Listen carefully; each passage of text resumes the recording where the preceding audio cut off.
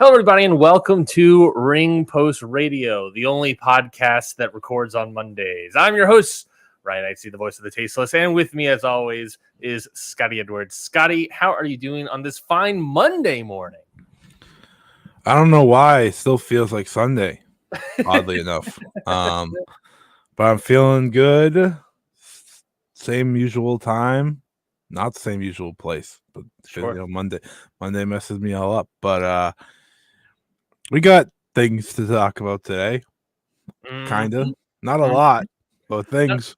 Not a lot of wrestling reviews, but a lot of things are happening, I guess, and a lot of previews. Really, I believe 0 wrestling reviews. Correct, Amundo. That is correct. We're not reviewing anything, but we got a lot to talk about in terms of stuff coming up. I think next week is really when we get back into a review bag, as it were. But yes, we are here. We're on Monday. We apologize if that inconveniences you, moving around the schedule and whatnot, folks at home. But I was gone this weekend for a wedding, for my best man's wedding. It was a lovely ceremony. Him and his wife had a beautiful ceremony, very fun time out in Pennsylvania. But I am glad I am back to discuss wrestling with you, Scotty. We have a good amount of stuff to talk about today. Of course, Grand Slam is happening this week. AEW's Grand Slam happening on Wednesday, and of course, Saturday on Collision. Destruction in Kobe in New Japan is starting on Sunday. And then also ending on Sunday. The finals for Marigold's Dream Star happens this Saturday, and we got a whole lot of news. The biggest news that I think we'll start off with is the big time rumor floating around that I was so hoping you'd just lie and say JBL was at MLW or something. the big time rumors, the JBL verse, the Bradshaw verse expands once again. Has he shown up in the NWA? No one knows. It feels like he should. It feels like that would fit him, but no one knows. No one's paying attention to see if he showed up in the NWA. What do you think it's leading to? Nothing? Nothing. I don't. Okay. I think it's just I don't know, because the MLW part is kind of what's weird, because MLW shares so many talent. It almost feels like MLW should be in the elite verse, right? With CMLL, New Japan, all that talent sharing that's going on. Yeah. Instead they're there's the Bradshaw of it all, and he's part of TNA and AAA. Bradshaw is the sort of through line between all of these companies for some reason. So I guess to answer your question, where is it leading to? I don't know. Is he gonna wrestle? That's the question I have. All right, cool. Continue with your original. And that's all we got on the Bradshaw verse currently. This is your weekly Bradshaw update. So the big time rumor going around right now is the details of this AEW television deal with Warner Brothers that is emerging. This is all via John Orand at Puck News Outlet. And a lot of interesting stuff, I think, in part of this TV deal. Obviously, this got reported on September 17th, so very earlier this week. I mean, Scotty, there's a good chance that during this show it gets announced more formally. Who the heck knows? I don't know if you know this.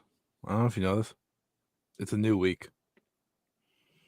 Monday, like you said earlier this week. Actually, it was last week. Correct. That is true. Earlier this week would be. Yeah, I am going to be that guy today. He's in his pedantic bag today. I had to change days. I'm a little crankier. A little nastier. Actually me the entire podcast. Here we go, folks. Actually, he puts on glasses. He puts on a monocle. I wish I had glasses to put on. If I had a monocle to put on, I'd wear it every show. I would. How do I get you a monocle? How much is a monocle? Can you buy a monocle? Can I go to a eye doctor and instead of getting a pair of glasses, can I just buy a monocle? If one of my eyes is bad, I believe my left eye is worse than my right, can I just get a monocle? Is that plausible? Does anyone know? A monocle price. We're never getting to the this is all the entire podcast is us trying to get to the TV news. I can get one from Target for $13. Oh, okay, but that's just like a costume monocle, right? I'm talking a shoe We monocle. want the classic monocle, $59.95. I've gone to monocle.com. Oh, that's nothing, apparently. That is a news outlet? What is this? Never mind, I'm moving on. When Ryan ultimately buys me a monocle just for the bit, what happens? How do I'll be I in pain trying to keep it between my eye. how to buy a monocle? You need a how to? Yeah. I'm like I said, I don't want a costume one. I want a shoot monocle. How much is a monocle? And I can send it to your house. I have your address. That sounds creepy. I want you to know perfect. that. I can drop $50 on a monocle right now. All right, I expect it in the mail for next week. Thank you. What do you want? Silver, gold, black, matte black, or glossy I tortoise? feel like gold is like the way of the monocle. No, like that's the old fashioned monocle. It's gotta be gold. Mhm. Look at. I'm Naito. Eventually, Naito just holds a monocle. That would be great. All right, we should probably actually do the show. What do you mean? It's a Monday. Everyone's like working and stuff. Yeah. You We're want just to here. hear like financial reports? You're at work. You're hearing financial reports all day. You want to hear Monocle Talk, our new sub podcast within a podcast where we only talk about monocles. Anyways, we have to move on. Yes. So the AEW television deal that's being rumored as of last week, apparently, from John Oran at Puck. He says, or he believes, that the AEW's TV rights package with Warner Brothers Discovery will be a 4-year contract with 3 of those guaranteed and the 4th optional. So basically, 3-year contract, 4th year optional. The amount that's being talked about is in the quote unquote ballpark of $170 million per year. Obviously, there's accelerators and yada, yada, yada, but the base price being $170 million per year that may or may not be, well, probably scaled up as the contract goes on. The other parts of it are that he has no mention of the pay-per-view as part of this deal. What he does mention is that AEW television will be across TNT, TBS, and True TV twice a week, which I think is slightly weird wording to me. But with the other news that Rampage seems to be ending, I believe that being firstly reported by, I don't know who that's firstly reported by, but I know Fightful was on that scoop as well, that it looks like Rampage is coming to a close. My guess is that this is Scotty celebrating a Rampage closing. I just need everyone to know how much I've wanted Rampage to disappear. This is great. This is great news. Mm-hmm. But this idea, my guess is like this is on the channels for twice a week or whatever. I'm guessing twice a week is Dynamite and Collision, and maybe my guess is that they're going to do like a replay or something on True TV or whatever that aspect is. I don't exactly know, but it's weird phrasing and all these sort of things. But $170 million a year across 3 years, that's going to be $500,000, $510 million deal plus a 4th deal that makes them even more money. As far as we know, Ring of Honor is not part of this deal. As far as you know, the pay-per-views are not part of this deal.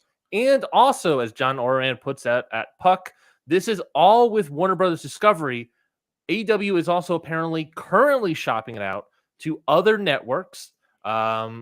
I forget, what was it? Other cable networks or broadcast networks, I believe he said.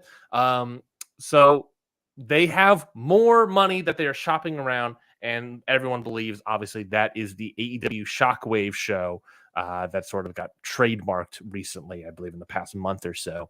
So, yes, we have we went, what was it? A $70 to $90 million deal for the accelerators, bumping up to $170 million on not 3 shows, but 2 shows, because Rampage is going away. Pay-per-view, if the pay-per-view is part of it, that's another thing we'll have to figure out. But let's just say pay-per-view is not part of it. That is a significant increase. That's like what? A 2.5 times increase, whatever the number was again. An insanely high increase for AEW's media rights television deal. You are losing a show, but the value of Dynamite Collision have just jumped up significantly if it is just them getting this $170 million price tag. Scotty, what were your thoughts hearing about this rumor deal when it got dropped last week? I am not afraid to say the same thing about Rampage. However, I did think about everything else after. I did. I think ultimately it comes down to if there's no pay-per-views in the deal, it's a great deal, right? That's kind of the main part of this. As long as that, if this is just for Dynamite and Collision, then it's great for AEW, and it's exactly I think what Tony Khan has been hoping for in terms of this next step. Obviously you would have liked to see maybe the years be longer, but it really doesn't matter, especially if there's that fourth year option and they continue to be top of the ratings on Wednesday nights and so on. It gets the job done so that you get not only time, but now you have time and money. I hear that's a good thing to have in life. Half the time I don't have either one. So I hear that's a good thing to have. And I think for AEW moving forward, you just want to see them. Obviously, you want to see them succeed. Some folks say they're just not needed anymore, which is absurd. Absurd to me. Like, doesn't even of them existing. Like, doesn't even make sense in terms of just looking at it as a wrestling company. They employ people and give jobs to people and make, contract for these wrestlers bigger because of just existing. But can I just say, even if you don't understand the point of AEW existing and you just are looking at it through a WWE lens, let me explain in a WWE lens why it's great for AEW existing. It forces WWE to have a better product, right? Mm-hmm. Because if they have a worse product, the competition gets better. And number two, if you care about the wrestlers, it forces the wrestlers, or forces, I guess, WWE to pay the wrestlers more because there's competitive pricing in the market. Yeah. The reason it exists, just looking through WWE, is that it makes the WWE product better and pays the wrestlers more. I mean, it's insane state. But you can be a WWE fan, you can be an AEW fan. In the end, they make each other better. That's just how it goes, and that's how it's gone. So yeah, preposterous to just say that, but I had to get that little bit in there. And I hope now it's time we get to my hopes. I hope Collision matters a little bit more because Rampage is gone. I hope whatever AEW Shockwave ends up being, it's a show that matters. You and me have talked about this. If it's an hour of television on Fox, probably FS1, you're not going to want to just have that be nothing, right? You're going to want to make that show matter. You're going to want to make that show something people are going to tune into. And ultimately, it feels like it should be your only show with a network, right? Like, right. You want to make it outside valuable of WVD. Yeah, so like that's another interesting part. But I guess overall, my feeling towards this is it's all good news, and that's the best way to take it. I can't wait till this damn thing's announced. Yeah, I am sick of hearing about money numbers, and I understand it's like, oh, it's good content and it's things we could talk about, but like I feel like we've been running in a circle for the past 5-6 months. Can even say in the past year, because obviously this has been talked about for the past year. But we're almost there. We're almost at the finish line. We're almost in the end zone, as Tony Khan likes to say.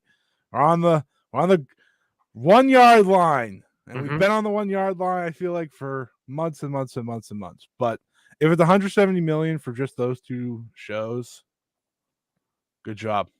Yeah, great job. I think it's a great deal. Now, if it's with the pay-per-views, we have a different conversation. If it's with the pay-per-views, it's a different conversation. If you want to do the basic math of 100,000 buys per pay-per-view, right? And they do about 10 pay-per-views, right? A year, that's $1 million at that point, times $50, $50 million.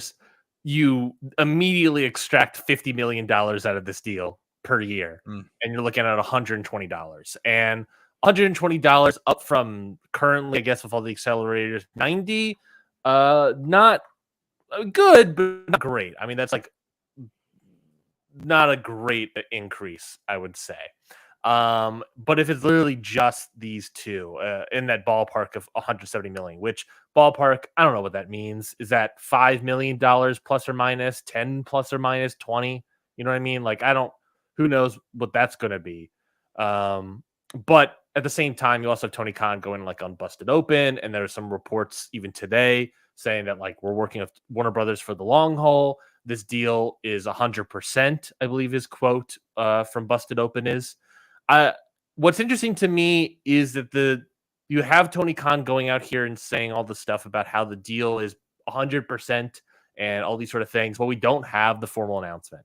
And, he's going on Busted Open, Scotty, like after this John Oran report goes out. So he's not walking away from this rumor, right? He's going out there and arguably making it bigger by saying, oh, yeah, it's 100% happening. My thing is like, why hasn't it been announced yet? I guess at this point, like, what are we waiting for? I think for me, it's probably waiting for the 5-year anniversary, probably waiting, maybe even Grand Slam, who knows? But I know we've been hearing like, oh, they're going to announce it this week for the past like several weeks. So who the heck knows? Yeah. I was wondering, is it a hot take for me to say it's not? We don't need to wait for the anniversary. Like, just announce the damn thing. Like, celebrate the anniversary just by celebrating the anniversary. I agree. I thought part of it could be like Warner Brothers Discovery, like, but it sounds like they have just been waiting for them to just sign the damn thing. Yeah, I don't know. I don't know. All right, we sent you our offer. Just sign the deal. I've been watching. I don't know. Have you ever watched Entourage? No, I actually never seen a single second. I'm rewatching it, right? And a lot of it's like, an Entourage isn't a show about a bunch of aunts going. No, Entourage. No. And a lot of it's like talking, the main characters, the movie star, and they go through all these scripts and they sign deals and whatnot, and they work deals, and I'm like, man, they also take forever to make deals happen. Maybe this is just something I need to get used to. But my point is that it feels like a lot of the times the big company leaves a deal and you just gotta sign it. And that's kind of where we are. I feel like Tony Khan has signed it. And it's just like, we'll wait. Kind of thing. I was wondering like what could be the holdup, because I was just thinking about how like, just recalling like the NBA deal being hold up, obviously that being more hold up, and in terms of the announcements, right? Remember when like they were like, oh, we have something, and then they were waiting on announcement, but obviously that was all more of a legal issue. I don't think that we have a legal issue here whatsoever. I think it's just I was wondering if it was sort of like a money tied up and we don't want to announce it yet, or they're waiting. It could easily be. When is the 5-year anniversary? Is that in October? The 5-year anniversary is next week, the 2nd. The 2nd of October? Okay, which would be the beginning of the 4th quarter, right? Yes. So it could easily, if you just want to look at it from like a financial standpoint, they could just be waiting to announce this at the beginning of the 4th quarter, right? Just to get that sort of option out there. Imagine my shock thinking that this deal, for most of the year, thinking the deal expires at the end of September, like the WWE ones do. And I'm like, feels like we should probably make that deal soon. Yeah, I totally agree. I totally agree with you. I didn't realize it until like a month ago that that's not what's going on. I was like, oh, so they're not just going to disappear from TV. That's good. Yeah. So we'll see exactly when it gets announced and what it looks like when it's more formally announced. I don't want to blow our load when it comes to talk about the TV deal before it gets formally announced, quote unquote. But I think I think it's pretty big. You have people out there saying stuff of like Warner Brothers is crazy for giving them a big deal like this. That's how you know it's a great deal. Number one, but number two, Warner Brothers just lost out on. I don't remember what was the NBA deal. What was the NBA Actually. We got some breaking news, folks. Oh, did it just break? Did it just break? No, not that. Oh, No, it's darn. funnier. It's 10 times funnier. Finish your point, then I'll say it. What was the NBA deal? 11-year media rights deal with approximately. Why are we comparing it to the NBA? Are you trying to kill them? No. Hold. Because what was that part? It was the 2.5 billion with NBC Universal. Is that what it was? Whatever Warner Brothers was fighting for. Whatever that is my point here. Yeah. A couple $1 billion, right? Mm-hmm. They don't have that. They're not paying NBA that number anymore, right? So they have a $2 billion sitting around, right? Mm-hmm. I think it would be crazy to not give them a big raise. I think Warner Brothers obviously is not in a great position to be spending a lot of money. And obviously they wanted to spend a lot of money to keep the NBA because the NBA is a big television driver. Mm-hmm. Or really sports in general. But they still have $2 billion roughly sitting around. Not sitting around, I guess, because it's a multi-year deal, but you know what I'm saying. They have $100 million, whatever, sitting around that they were going to put towards the NBA. So why not, instead of put all your money in the NBA, you moneyball this a little bit and put a lot of your money in other factors, smaller football games, college playoff games, AEW wrestling, tennis. You just move your money around and see if you can get at least, maybe you're not going to get the top one every night moving forward, but if you can still get the top 5 and all these sort of things with a good young audience, then you're still going to make a lot of money. And there's still value in all these things. So saying that Warner Brothers is crazy for giving them this sort of deal, I think is obviously a bad faith take, because I think what else are they going to do with their money? They cannot get, they're locked in with everyone else. They have no other options. They need some sports. So of course they have to give this money to AEW. They could even give more money to AEW. Yeah. And if you want to be mad at AEW for Warner Brothers giving them money, that's also insane, because be mad at Warner Brothers, right? It's their money. It's David Zaslav. If he was worried about the money, he'll just take more stuff off of Max. He'll just cancel more movies that won't come out ever again. But anyways, you have breaking news. I forgot about that. I just want to say, I think one part of it is, 170 million for 2 shows, 4 hours of content. If you just avoid comparing such a thing to WWE, it's just a great deal for wrestling as a whole. Wrestling is making money and continuing to make money. And once the deal is signed, it further proves that more than one company can exist beyond the 5 years. Beyond the 5 years, though, right? A lot of people gave AEW 5 years, right? All right, we'll see how you go. And once the deal's made, they're locked in for good, right? And everyone has to shut up. They are a ratings draw. They're going to bring more content to WBD between TNT, TBS, and True TV. And then whatever happens with the Fox thing is going to be just another benefit on top. It's going to be a cherry on top type thing, right?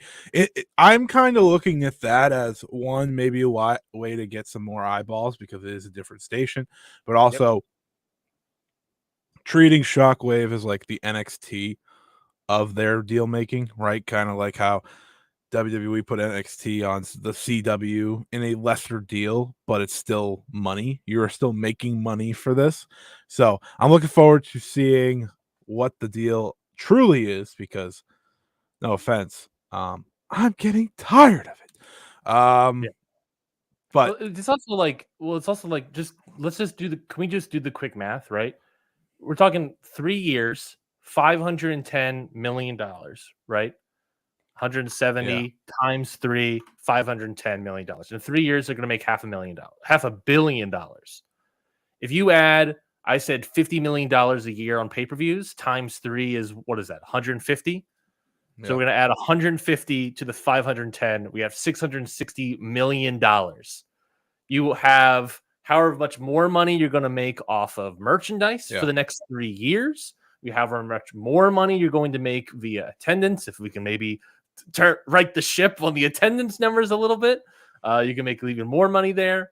And if you have this secondary TV deal, right? If you have this, or tertiary, whatever you want to say, with Shockwave, if we're trying to get to $1 billion, right? I'm at 660 right now. You need a deal across 3 years that's at minimum $113 million a year. Now, if AEW Dynamite or whatever it was, I don't know if it was Dynamite, Collision, and Rampage was all $90 million. But if you can get a show that's even close to the 113 million, right? Across 3 years, you can potentially get $1 billion. $1 billion across 3 years. And that's an insane thing to know, right? At the end of these 3 years, AEW may have in revenue $1 billion, which is an insane factoid that exists. And this definitely proves that AEW is handily the most profitable company in wrestling. I don't know, in decades, probably, at least in American wrestling. I know, like, Brandon Thurston, not WWE. Obviously. Yeah, I know Brandon Thurston said that in 2023 he estimates, and Dave Meltzer also said this as well, that they had like a $30,000 loss in 2023, and obviously in 2024 they no longer had Punk on the payroll, but they added like Monet and Okada and all this sort of stuff. But that was at the $90 million. They go up to $170 million. They're sitting pretty, So this is ultimately great. I'm only bringing up the deficit stuff because you also have people saying they're like, why aren't you looking at what are their expenses like? Are they spending? What the fuck do I care? Who cares? Fucking Eric Bischoff cares. The guy who's lost millions of dollars. The guy that got canceled. Congratulations. The guy that's lost so much money in wrestling because he's spending so much money, who's a bad businessman. He's like, no one's talking the expenses. He's frustrated that no one's talking about the expenses because everyone only talks about his expenses because they were fucking insane. Here in AEW, they apparently aren't insane. Or allegedly, or rumored, or you know why Eric Bischoff's a moron? There's several guys. Well, yeah, there are, but like this is a guy that failed. Yes, flat out failed. Okay, I would say at best multiple times. By the way, succeeded for 2 years, 3 years, maybe. Listen. No one can kill TNA. He came pretty damn close though. He killed WCW. He's the guy that pretty much sold out for Hulk Hogan. How'd that go, bud? Shut up. How about that? Like, just let AEW is very different. And I just want to say this in terms of AEW, because I don't want to talk about Eric Bischoff anymore. I could care less about that man. I just want to say this. AEW, once this deal is signed, can now focus on getting momentum back. Yep. Getting a lot of the TV over the past couple months has had to be hot-shotting because it's like we need to create a buzz. We need to try to bring in viewers because we are trying to get this deal over the finish line. Once the deal is over the finish line, Tony Khan can worry about so many more things. Yep. Preferably not Ring of Honor because I don't care. Everything else, though, let's just care about AEW, right? Because like you said, getting more people in the buildings is number 1, 2, and 3, I'd say, in terms of just the goal, because that comes with better wrestling product. That comes with just getting hot somehow. Listen, getting hot while WWE is hot, it's not easy. Yeah, it's not good. It's not good. No, I had the reminder yesterday that John Cena's retirement tour is coming up. I was like, well, good luck. But you could still be popular. You could still be like, that's AEW again needs to go back into we're in our lane. WWE's in theirs, and this is what it is. So hopefully once this deal is signed, we can move forward and just, get some momentum going because, Grand Slams this week. Obviously, the number is not as high as previous years. Now, I know it's doing a little bit better than recently. I know they still, I think I read a tweet that like after the Nigel promo or something, they sold a good amount of tickets the other day. Here's an idea. Hear me out here, Ryan. Okay? I'm hearing you. Maybe confirm the biggest match on your big show this week. That would have been a great idea, personally. I know it's like we know it's happening. Yes. But some people just might look at it and be like, well, I don't know. If Danielson doesn't wrestle, do I want to be there? You know, not everyone is like us. There's some wrestling fans don't think that way. There's still people on the fringes that are like, I don't know. You know, is Danielson really going to be there? Yeah, exactly. So is what it is, I guess. Keep building towards these shows, and hopefully all goes well. Last update, which was September 20th, they were at 5,522. They will probably cross 6,000. They might have already. Yeah, this was 3 days ago. And yeah, this was before Collision too. So if you're saying that there's some reports out there that after Collision they move some more tickets, then there's a good chance that they could be at that 6,000. So I guess we never got to your breaking news bit. Do you have a breaking news bit? Do you want to go on to that before we talk about AEW Grand Slam? Yeah. PW Insider report a former New Japan stars joined the roster. Join the roster of NXT. Oh. What's they're poaching. They're poaching New Japan? Is that what you're saying? Not until you learn it's Hikuleo. Oh, that's finally been announced. Good on him. Good on them. I mean, it was PW Insider, and the fact that he's going to NXT tells me all I need to know about their thoughts on Hikuleo. Mm-hmm. Just remember, they put Tonga Loa on TV, but not Hikuleo. They've had Hikuleo for months now. When did he first get reported about going to? When did that happen? Definitely before the G1, because El Phantasmo has been depressed forever. So let's see. It was like right around Dominion. Was it Dominion? I believe it might have been Dominion. Yes, in June. He's been gone since June, and it's just now being like end of September, being like, hey, Did everyone hear this? Did everyone hear this? Ryan's devastated that he hasn't been able to watch some Hikuleo matches. Yeah, I am.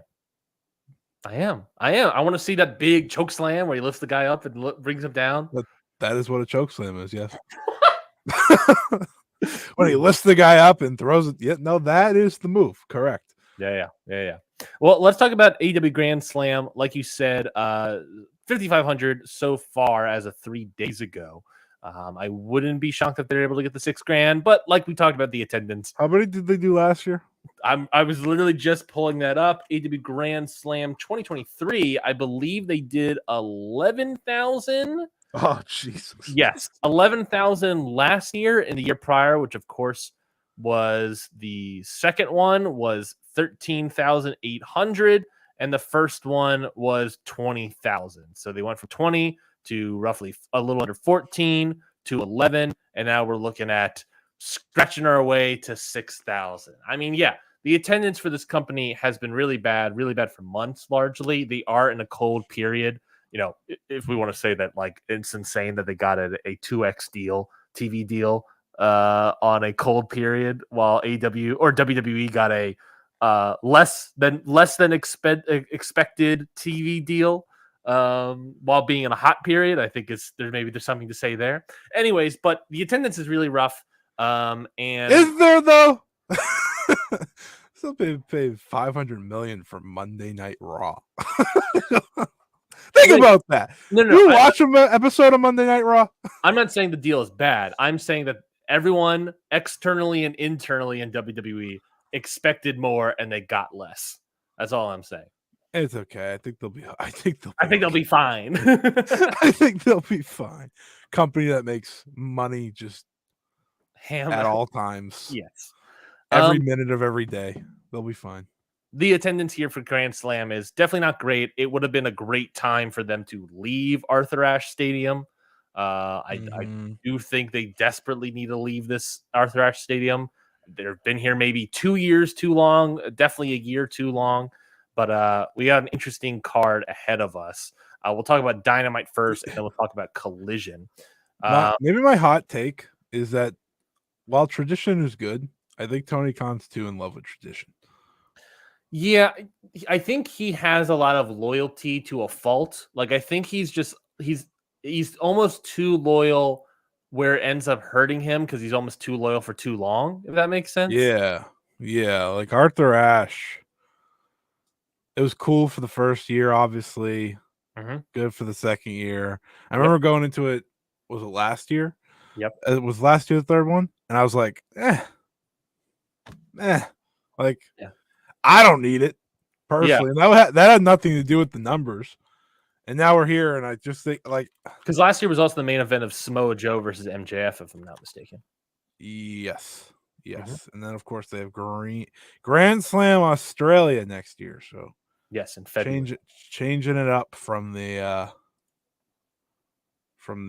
previous Grand Slam. Hopefully that means that there's no Grand Slam. Also, it's hurt just by following All In and All Out. So I agree as well. Like it's all happens within a 1 month span.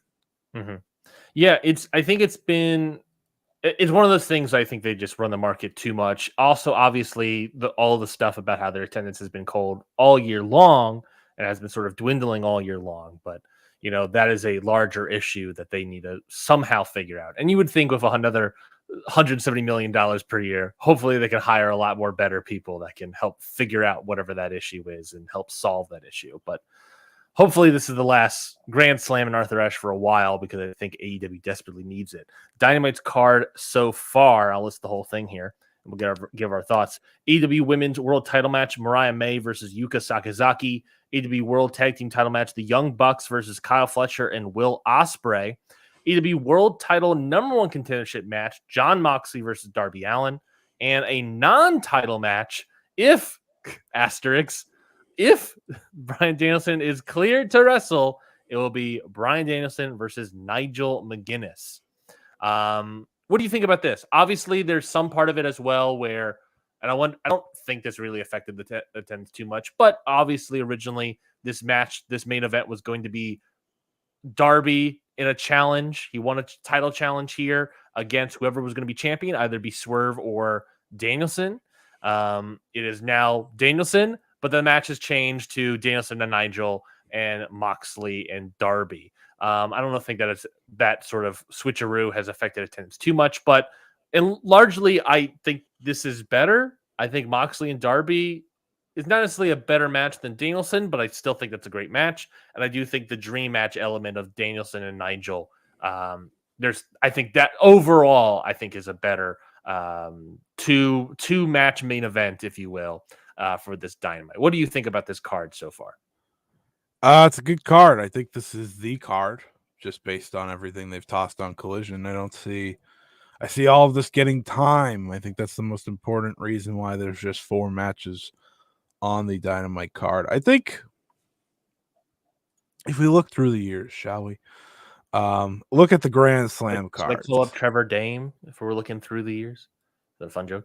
Fun joke, everybody. Fun joke. Podcast jokes. Podcast joke humors. Podcast jokes. He says.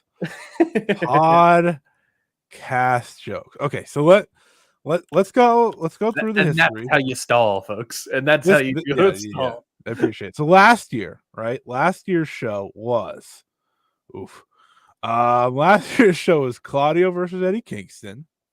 Okay. I think that was great. Yeah. Yeah.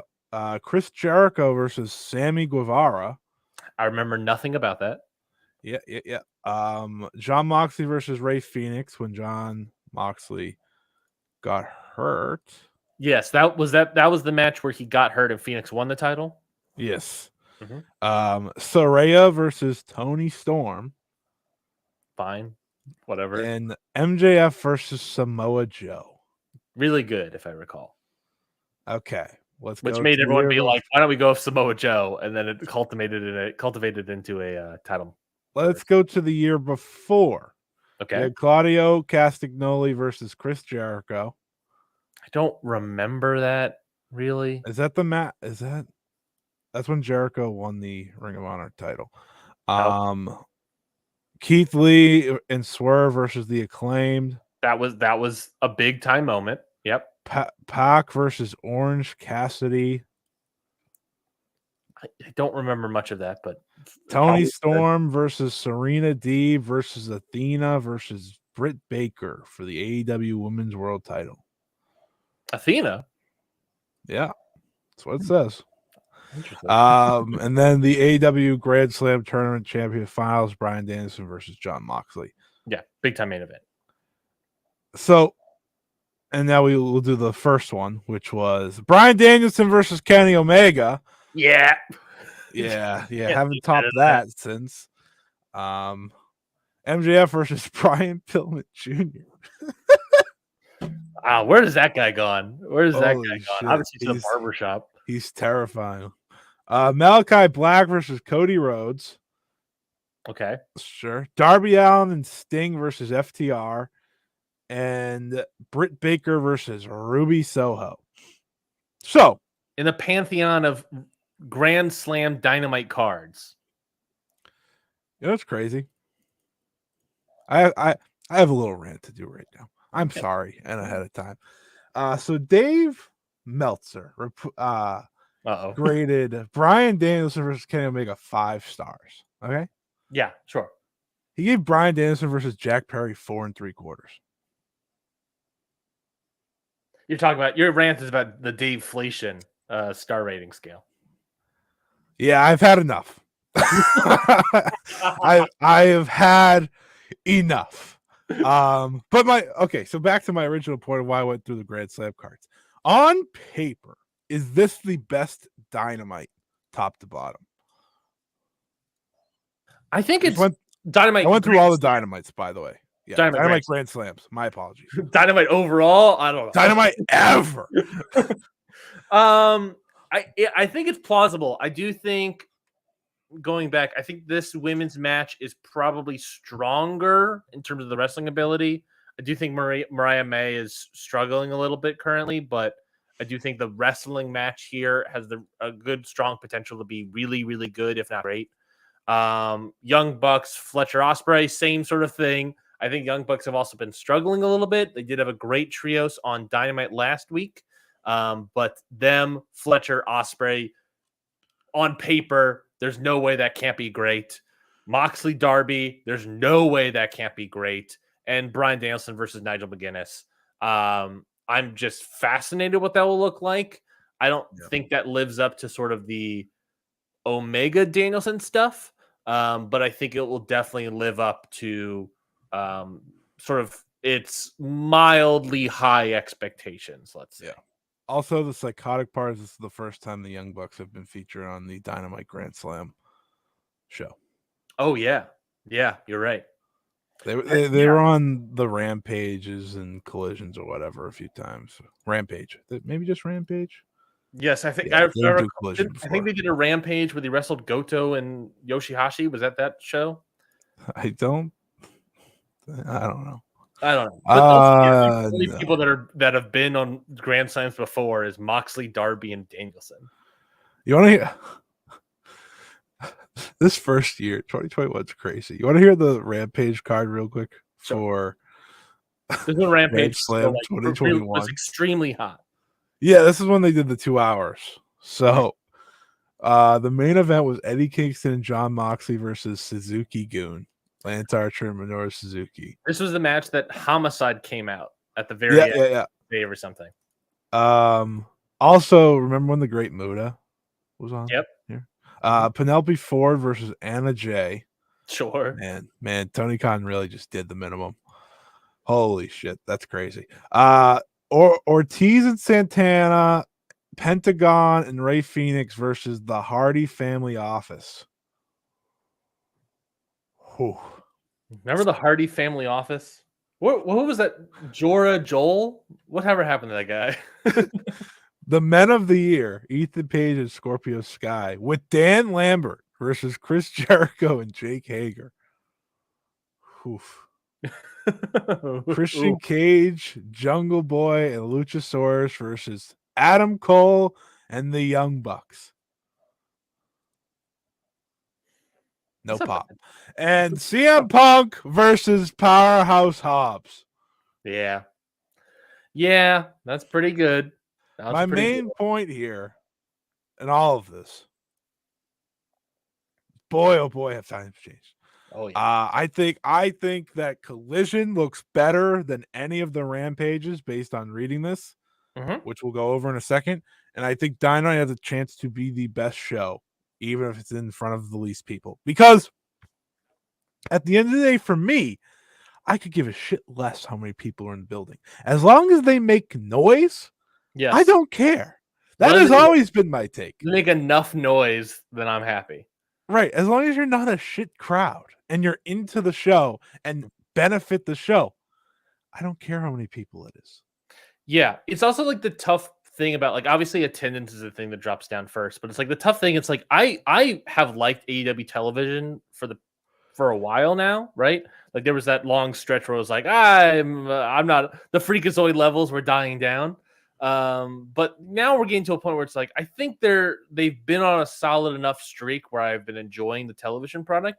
But the problem is that like now people are like, yeah, it's great, but I'm not going to spend the extra money to go to the actual shows, right? I mean, literally, it was in your neck of the woods for Collision last Saturday, and we're like, I'm not going to AEW Dynamite or AEW Collision. Well, right? to be fair, it was an hour out of the way. Sure. But you know what I'm saying? Like I could not be arsed to go to Springfield. No. You don't want to be part of that Reddit post about Springfield, Massachusetts. No. Hey, now, to be fair, they're going to be an hour away from me again in a few weeks in November. Okay. In Manchester, New Hampshire. So, second shot for me to go. Is it Dynamite or Collision? Dynamite. It's Dynamite. It's Dynamite. There's a higher chance, I would say, too. But yeah, I like Dynamite. I don't expect. I mean, if we're gonna look, I mean, Mariah May, I think, is retaining. Young Bucks are probably retaining. Moxley, Darby. I mean, Moxley's got to win that thing. I think I would have put a great job right now. Nasty stip on that match. I think I would like a nasty stip, but I think we have time to build to a nasty stip. Yeah, I guess you're right. Maybe when the title's on the line between the two, assuming. Why does Moxley have to get the belt back?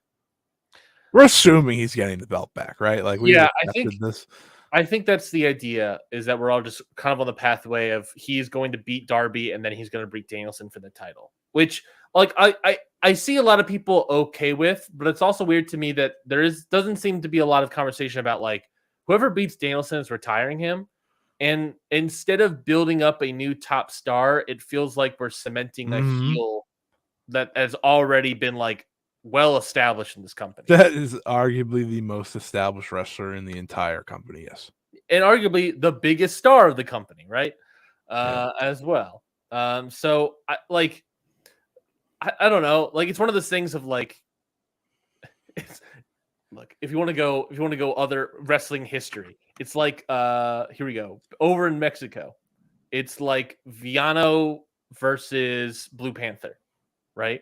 And Blue Panther losing his mask to Villano 5, right? It's like Blue Panther, all-time legend still at that point. Why not you lose your mask to a young gun like Ultimo Guerrero and put over the next wave? And instead, he puts over this tired old guy, old heel beating up Blue Panther. To be fair, made for a much bigger moment because it was unexpected. Oh yeah, it was fully unexpected. Now the problem here is I don't think this is unexpected. I think many people are expecting Moxley to beat Danielson here, but I think the idea alone is not necessarily talked about enough of like, well, then shouldn't he be putting over a younger guy? I don't. Do you have any strong feelings about that? Yeah, no, I think it's like the first thing I thought of was like, I feel like putting someone over to end Danielson's full-time run should be a bigger deal than it is. It almost feels like the reason we're getting this Nigel match is because we're kind of rushing Danielson out of here. Yeah. In a way. Yeah. Because you don't know next time he'll be ready to go, and Nigel is ready to go. So you just kind of do it. I feel like that's kind of why the Darby things happen more than anything. I know some people said, well, for tickets and whatnot. I don't know. This feels very like, and in a good way. I think it's been made for good TV, but it does feel all thrown together of like, okay, we need to do this, this, and this. And then maybe in the end you put Darby over because he's a baby face over Moxley, who I still think you gain a lot from beating John Moxley. But it is interesting at the same time. Again, I've said this a million times. I would have had Hangman Page beat him. You talk about like the rushing idea of like, oh, we're changing this, moving Darby and Danielson into Darby and Moxley and Nigel and Danielson. It feels like we're rushing into it, and maybe that could easily just be before the attendance as well. We heard that same thing about Adam Page and Swerve, right? Right. We're all in. It's like, oh, they're moving it up, and everyone believed that the reasons they're moving it up is for the attendance, for the pay-per-view buys, to sort of drum up the business a little bit more. Yeah.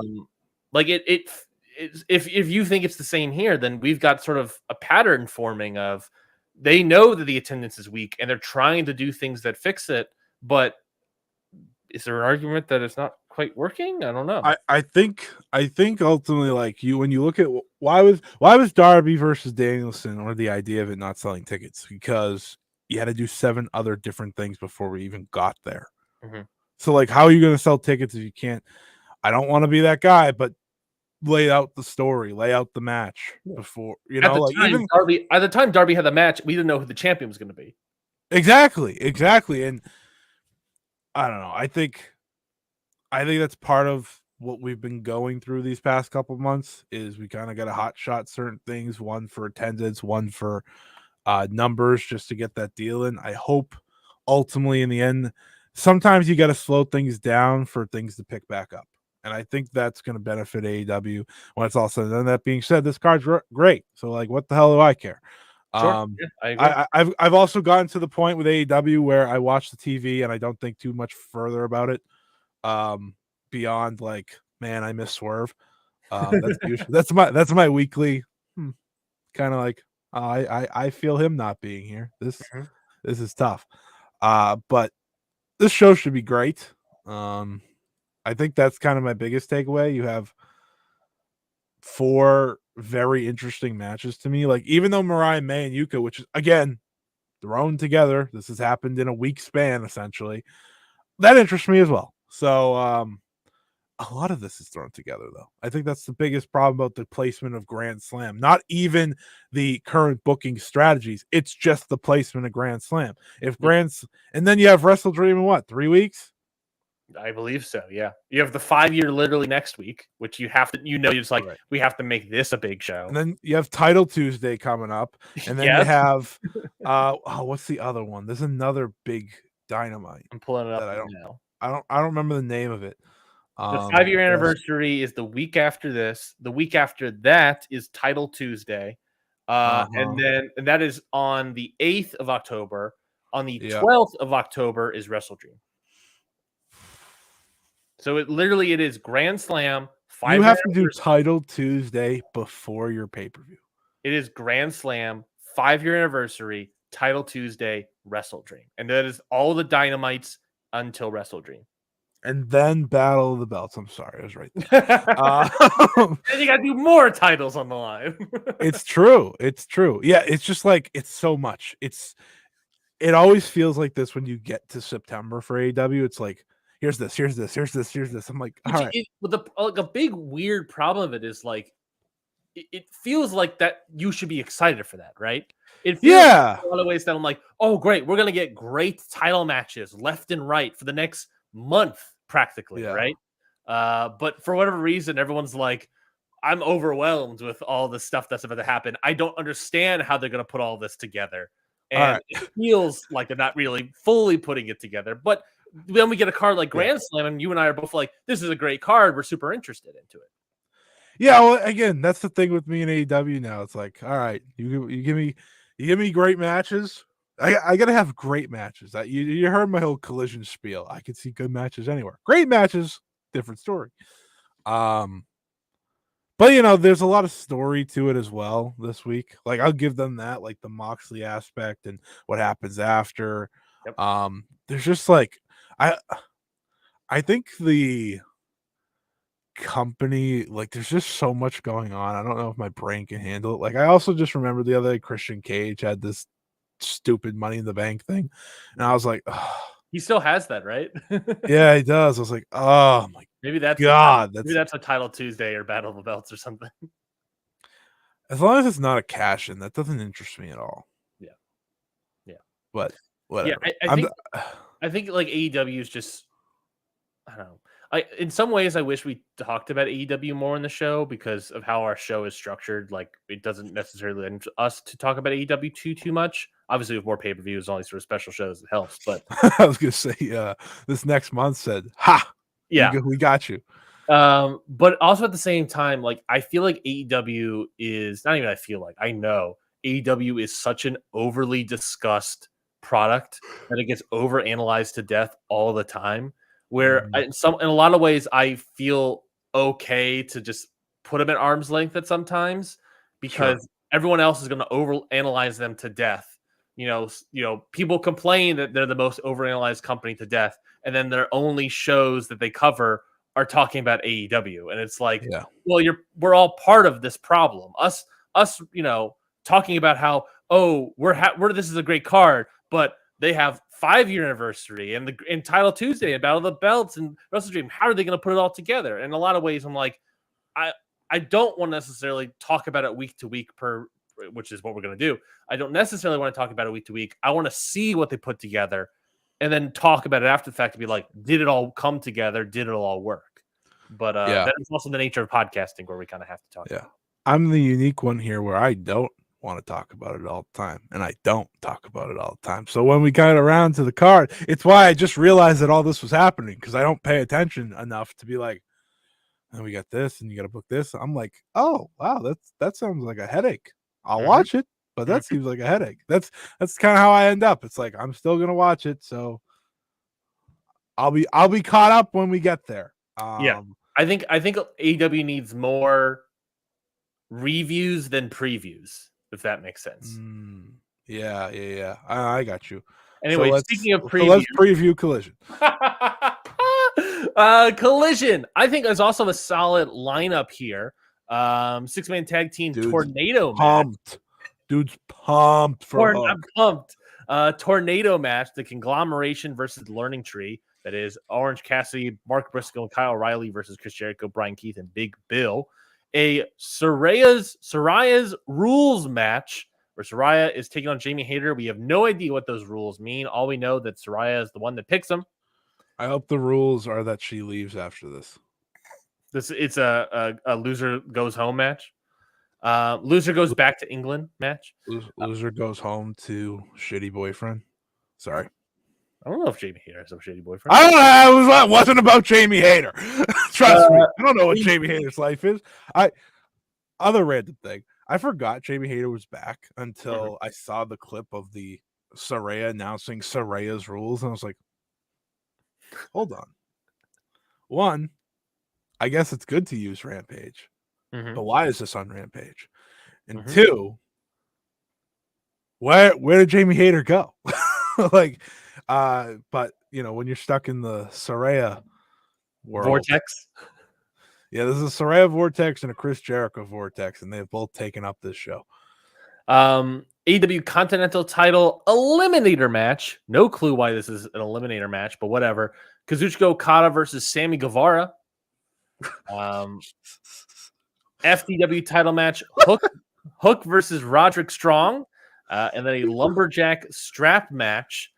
Jeff Jarrett versus Adam Page. This is easily the best match of the show. I believe this. I think the gimmick here as well is that the lumberjacks are all people that have gotten in the way of Adam Page, or there's something about that. Like all the people. What a beast! Adam Page believes has gotten his way. So it's him versus locker room. What a great wrestler! That's my AEW World Champion. You're talking about Jeff Jarrett, right? My world, baby. Yeah, of course I am. Who's Okada versus Sammy Guevara for? What is that? It's like, who's it for? But also, why not just make it a title match? You know, That too, for sure. Like, oh no, he doesn't get wins. What do I care? Just make it a title match. Like, make it a defense. Like he barely defends the title to begin with. yeah. And also, it's like Grand Slam. Just make it a title match. It's like give it a little more juice. We got 3 title matches on Dynamite. Juice? Oh, they should have Juice in that match. Juice versus Kazuchika Okada. Let's run it. What happened to Juice? I haven't seen him forever. He's in the trios division with the Guns. Oh, great. Remember Daniel Garcia? Yeah, we actually had a comment. He disappeared. Carl Carpenter, of all the AEW deals up soon, Dustin, Saraya, Hook, Garcia. I haven't heard about all of them. I know Hook, Garcia, and Saraya. I haven't heard formally about Dustin. Hasn't re-signed. They just update while you were away. Okay, there was an update that he hasn't re-signed a new deal. Okay. Who do you think is most likely to leave? Saraya. Of those 4. Saraya. When we say leave, it feels like leaving would be going to WWE and not like someone. Okay, Saraya. And this is who you think objectively is most likely to leave, or subjectively who you want to leave? Yes. I do think she leaves and goes back to being Paige. I don't think Hook is leaving. I didn't know Hook's deal was almost up. So it got bandied about like 2 months ago or something that he has not re-signed a new deal or whatever. But I don't know. I don't think Hook is leaving. Danny Garcia, I don't know. He has disappeared following again all out. So I don't know. Hey, way to fight the power there. You want to say all in? I saw that. I heard that. Thank you. All out. I say the wrong one every time, so I appreciate when someone gets it right. I don't think Saraya is the most likely to leave because I don't necessarily know if WWE would want her back. I don't know. They're not they bring people. They just signed to a deal. You're damn right. I honestly I wouldn't be shocked if Dustin leaves. Oh, I wonder why. His brother's the top star of the other company. I wouldn't be shocked if he leaves and sees that and be like, there's opportunity for me here. Because also it's like, if it's Dustin goes to WWE, Cody's going to want to do a title match with him on a pay-per-view. That's true. And Cody gets his way. Yeah, so if I'm Dustin, I'm looking at the landscape. I'm like, I could I don't know, be a player coach in NXT or something, but I can get a title match with Cody maybe. Am I wrong? I'm actually asking, am I wrong that he said like at the beginning of the year he was wrapping it up soon? Yeah. He's been talking about like wrapping up his career for like. All right. Well, if he wants to go back to WWE, be Gold Dust or something one more time, this is the time to do it. I think there's a chance that 3 of the 4 leave. 3 of the 4. Wow. Okay. Well, Dustin, which we just talked about. Yeah. Saraya. Yeah. And Garcia. Daniel Garcia. I don't think Hook's leaving. Me neither. I don't think of the Taz family, I don't want Hook leaving. Does that make sense? I don't care. What are their last names? What is Taz and Hook's last name? Hook. Hook. It's like Mario. No. It's such a dumb podcast. Why is Hologram not on this show? Yeah. Where's Hologram? I think I've seen like 2 Hologram matches, by the way. I read things about him all the time. I'm like, I don't know. I don't need to see him versus the premier athletes. That's fair. I think that's a fair one. It was that. It was. Are you excited for Chris Jericho? Yeah. Pumped. I'm big. Obviously, big tornado tag with those 5 guys though. He can't ruin that, right? No, I don't think so. Well, you got Big Bill in there. I mean, the problem is if it was Big Bill with jeans, I'm all about it. Roddy losing to Hook sucks, by the way. I mean, look, if Hook's deal is coming up, what if Roddy wins? Then he can throw the title in the trash and we can move on. You also could, based on other promos, maybe it's like OGK turns on Roddy Strong. Whatever gives us Roddy and Kyle as a tag team, I'm okay. I've been saying this for weeks now, like, can we just do it? Oh, I'm trying to fix this tag division week after week after week, and no one listens to me. No one listens to me. We gotta move on. We can't talk about it again. WWE. Sammy Guevara. WWE have formally announced that their NBC, I believe it's specifically NBC. Yes. It was announced earlier this year when they had their new contract negotiation stuff. I believe this is as part of the SmackDown USA stuff that they are going to do 4 quarterly like little specials, television specials on NBC. And we have been formally announced that at the very least, the first one, which will be on December 14th at 8 p.m. from the Nassau Veterans Memorial Coliseum in Long Island, New York, will be dubbed Saturday night's main event. It'll be obviously, I see a lot of people saying it's the return of the 80s show. Everyone forget when it came back in the 2000s. And even then, when there's a TV show that smaller TV show that I think was on Hulu or the Peacock, or whatever, called Main Event. Do you remember when Main Event is called Saturday night's main event? Anyways. But yes, the show is happening on December 14th on NBC, simulcast onto Peacock. So far as of the 20th of September, they have distributed 7,254 tickets for that day in December. Grand Slam is a couple days away, and they're scratching the 6,000, and WWE for the show in December is at 7,000. WWE is hot for sure.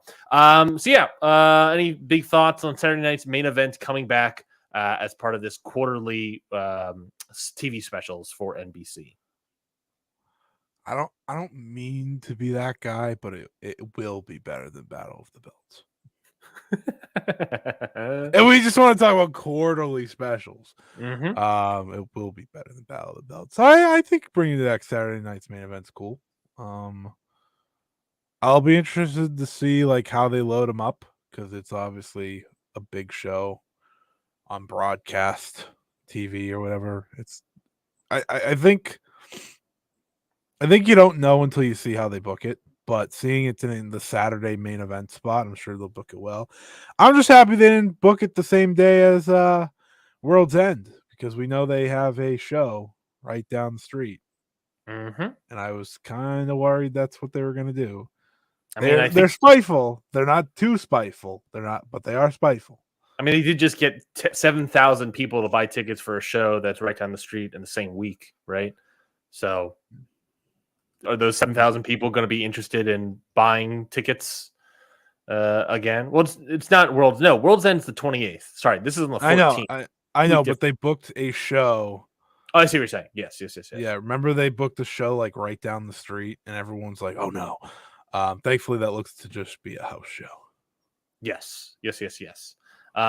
Instead, this will have to fight against TNA's Final Resolution the day prior. So, do you think that will be shit? Oh shit! Yeah, that's a rough spot for TNA. I don't know. Is there any tougher competition than Final Resolution? It's really a show?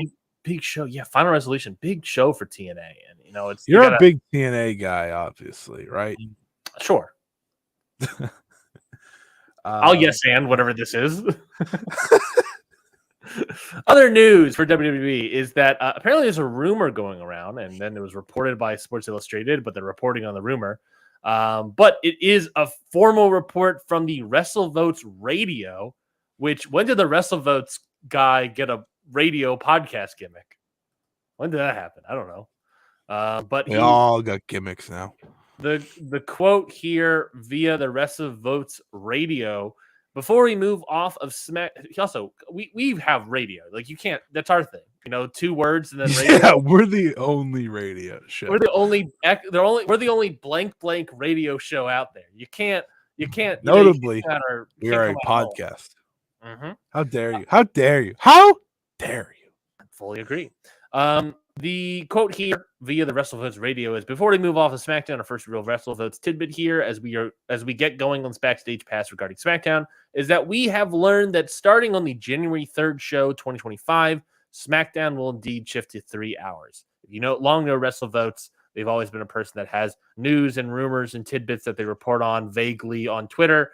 But, we have learned that starting January 3rd seems pretty strong, that SmackDown will shift to 3 hours. They also go on to say that the other big news here is the rumor that once the show ends, it will be available on Netflix, which seems weird. It's on USA, and then the streaming stuff will go into Netflix. That seems weird. That means to me that Hulu has lost down the streaming stuff, and now it's only on Hulu ends Thursday. Yeah, but I'm saying today. That Peacock isn't getting a part of this thing. It seems that all the stuff, even the back catalog, and eventually the network's still on Peacock, but to me, this reads that shit is going to start getting moved to Netflix super quick. I wouldn't be shocked if that network stuff goes to Netflix. But anyways, they say that SmackDown, once the show ends, it will be on Netflix, which we haven't heard elsewhere. Those are the internal talkings right now, is that probably the day after SmackDown will be available on Netflix. But the real nugget that's here, like Hulu. Starting January 3rd, the show will be 3 hours. You were saying? So that's like the Hulu thing. Yeah, because I know Peacock does it 3 weeks later, and that's been the thing forever. Yeah. So that's it's next day goes to Netflix, which was the Hulu thing, and then when they deem it available for the network in terms of a historical thing, right? That's the 3 week span. So I guess it will go to Peacock in 3 weeks, Netflix next day, but SmackDown 3 hours. Sounds terrible. 3 hours of SmackDown. Oof, baboof. Does it retroactively make the SmackDown USA deal worse or better? It depends if it's the whole time, which conflicting reports say it's just for a little bit. They're just doing it for a few months, which makes no sense to me to begin with, but whatever. I don't know. It makes the content worse. It waters down your show, and SmackDown, from what I've seen of the SmackDown roster, does not have the roster to do 3 hours. Yeah. So that's going to be rough. We also this also comes off the back of the rumors that Netflix's Raw could be 2 hours, right? Mm-hmm. Which we talked about at the time, saying that the whole big reason that they went to 3 hours was to expand on commercials and ad rates and all that sort of stuff. That with Netflix, you're still going to run commercials and ad rates, but who knows how that's going to be structured, how that's going to pay out. So maybe don't necessarily need to go 3 hours, right? If they're making SmackDown 3 hours, that seems very interesting to me. Make some more money. Make some more money for sure, but I wonder if that gives credence to Netflix going to 2. Hopefully it does. If they're running 2 3-hour shows a week, I don't think I think WWE fans might even go insane after a while. Yeah, I mean, obviously that was the talk obviously when Raw moved to 3 hours, right? A decade or so ago. 2 decades ago? No, decade and a half maybe. I don't know. I don't remember. I'm just rolling with you. Whatever you say. But that was the thing that people talked about at the time, that it obviously made sense in terms of financial move, but I think that was in part start of where people started to fall off the rails of WWE, and I think they could run the risk of, with SmackDown going to 3, already being a B branded show or whatnot, that they could potentially run the risk of oversaturating their own fan base. And when you get a little bit too much of something, even if you like it, it might start wearing down on you. I mean, I'm dealing with that right now. There's a lot of things. I talked to my wife about this, where they're I listen to way too many podcasts, Scotty, and it's not just all wrestling. It's you're like the complete opposite of me. Yeah, I in the past month or so, since being unemployed off of work, which apparently there's rumors of new things starting up, by the way. I would probably get on in November, because everything's looking to start up in January. But anyways, I've been doing a lot of catching up on things like podcasts or wrestling or TV shows and whatnot. And so all day I'm just consuming content. I was telling my wife about this, and I was like, I'm enjoying what I'm watching, but I'm getting so drained from watching a bunch of stuff that I love. and listening to a bunch of stuff that I love that I want to scale back significantly somehow. So what you're saying is you should watch and listen to stuff you hate. Yeah, exactly. I'm gonna watch more TNA. I'm gonna watch more NWA. We're definitely previewing NXT for the CW debut. CW debut, which is tomorrow, right? No, next week. Next week. But yeah, so to that point, I think that is very much a thing that happened with Raw back in the day, and I think that SmackDown potentially run the risk of cashing in for that more money, but oversaturating. Even if fans love WWE right now, oversaturating it to them, that they might not want to get it. Yeah. But we'll see how that plays out, obviously, or even if it's true. So I guess we'll see how it plays out. I know this is a podcast where we're supposed to stay on track or whatever. We haven't the whole show. So when does this podcast ever stay on track? This is the most ADHD pilled podcast. What are you talking about? So what are you gonna do? Like, what are you gonna do to not get drained from your favorite things? I'm looking to see what podcast stuff can scale back on. Mm-hmm. I know I've scaled back on a lot of like the sort of Patreon, like I'll do specific call outs. The VOW Patreon stuff, I've scaled back a lot of the like more modern stuff. I'm trying to like listen to like more of the historical stuff that they put out or they have put out in the past, but the more modern review stuff, I'm scaling those back. And there's some other like comedy podcasts that I've sort of scaled back as well. Wrestling viewing wise, I'm trying. Did you just sit there and listen to podcasts though? Like I'll be on my computer like working on something. Oh, okay.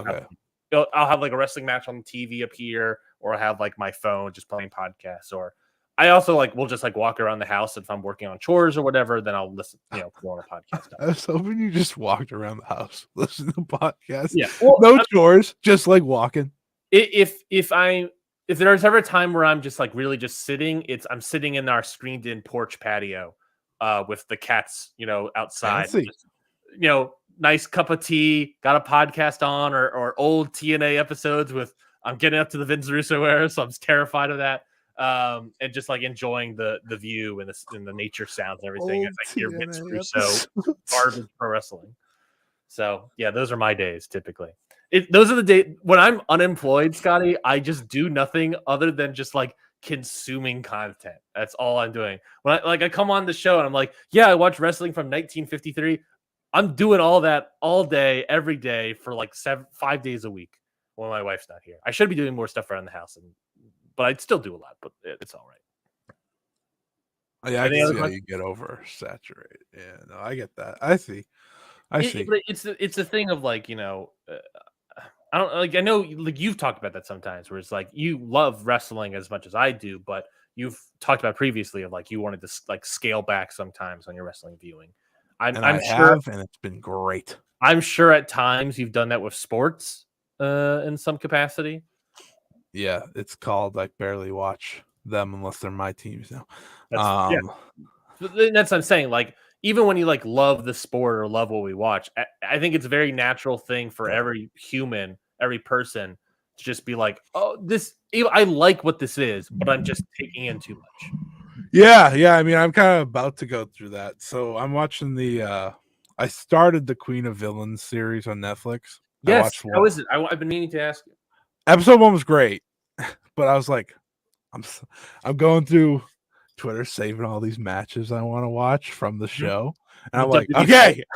The WWE Vault YouTube account just put out a bunch of matches. I just had to like stop myself. I was like, okay, I need to get through the current tournament I'm watching in real wrestling, and then I can dive in. So like I have paused myself watching the show. I'm gonna watch episode 2 today, but I've slowed myself down because I wanted to watch it all already because it like episode 1 was great. And I was like, I want to watch these matches kind of along the way that I haven't seen. I've seen some of them I know throughout, but are these matches that you're just like picking up when you see like Dump Masuda matches out there, or is it like matches, a little bit of both, matches that happen in the show? So matches that happen in the show, and then like I'll just see like someone post some like a dump thread of matches, and I a dump thread is a great like they'll post like all of Matsumoto's like best matches. So I'll like save the thread. I'll be like, oh, I want to watch this. I want to watch this. Yeah. And I'm like, I have to catch up on everything else I have to watch first. Yeah. And then so like I'm just gonna wait to watch them all until after the Marigold tournament's over. Cause I think after that, like I don't have anything pressing anymore. If I wasn't recording for them, it'd be one thing. But Sure. But yeah, episode 1 was great. That's good to hear. I've been really wanted to watch that show because also I know Heels just came out on Netflix, which I've been meaning to watch that show. The Stephen I Amell. was gonna watch it, but it got canceled, so I was like, no. I was going to watch it. We finally got Showtime, and I was like, all right, and then I got canceled. I was like, all right, never mind. And then the Vince doc obviously is coming out next month. I'm gonna Wednesday. It's Wednesday. It comes out. On Dynamite. Talk about the news cycle. I know. I know some people aren't going to watch that. Episodes, right? It's not a weekly thing, right? What? Oh yeah, it's all once. Yeah. But I will be watching that as well. There's a decent chance I have that done very quickly, just because I feel like that's the type of thing. I don't know how long the episodes are, so if they're all an hour, I probably won't have it done by the next time we talk. But yeah. Do we know how many episodes it's going to be? No. But like 8? I showed someone. I think it's 6. Actually, so it might not be too bad. I showed someone the trailer on Netflix real quick, just because I know it's by the same guy, so I'll see how long that is. But I showed someone the trailer the other day, and they're like, as they're watching it, they're like, "Do they just talk about his career and then like it ends?" And I was like, "Wait!" And then they get to like the current stuff. They're like, "Oh, thank God!" They're like, "I thought they just released this and acted like nothing else happened." It's like, no, I mean they might have in the actual episodes. I don't know, but we'll see. But yeah, that's also coming out this week. We have like you said, a content overload these few weeks. I'm kind of overwhelmed thinking about it all, but it's okay. It's okay. I'm not employed, so I wanted to be clear. Like, I'm not at all complaining about it per se. Like, again, it's stuff I want to do and I want to watch all the stuff. Like, I'm very much like, if you're a subscriber to the Patreon, which again I highly recommend because I think there's a lot of good content on there that I've produced, that a lot of other people in the network have produced. But like my sort of viewpoint right now and what I've been trying to do for the past several years is like there's so much wrestling history that I simply do not know, and there's so much wrestling stuff that I've never seen before that I am trying really hard to do what I feel to be my due diligence in watching and learning about all of it to make not only Ring Post Radio a better show, but to hopefully educate other people through that journey. And that's a lot of like what the Patreon is, right? Is like, you know, the ballot, for an example, is like I'm literally doing a crash course on Asuka right now. And I'm watching a bunch of Asuka stuff right now to prepare for that episode coming out. Mascara Madness was a crash course in so much of like the history of Mexican wrestling, in so many different facets. You know, Mini Estrella is the split with AAA. You know, the UWA. You know, so many things that I'm not like super knowledgeable. And I think that's like part of what I've been really striving towards. Is I'm not any historian in any sort of way, but I think it's important to sort of learn that history. Same sort of way that you feel like important to not only maintain the history of like, let's say Stardom through Stardom Road, but sort of learn the history of Joshi wrestling via, you know, these Netflix shows or via other means and, you know, old Joshi wrestling back in the day. You know, I think it's all these sort of things that have a lot of value to us individually that for me, I'm definitely trying to learn all these sort of things to make myself more knowledgeable. Because I do think like I enjoy wrestling. I really like it, but I do want to learn about it because I think just knowing the modern stuff is not as fun, I guess. I think it's more fun to sort of learn that history and more of that context to see how we've evolved throughout the decades. But anyways, long stretch of things. Tiger King season 1, 7 episodes. So I guess there's a chance it's 7 episodes. Anyways, that's all the threads there. Let's talk about we've kind of mentioned already, so let's talk about it. Marigold. since we just sort of talked about it there for a little moment.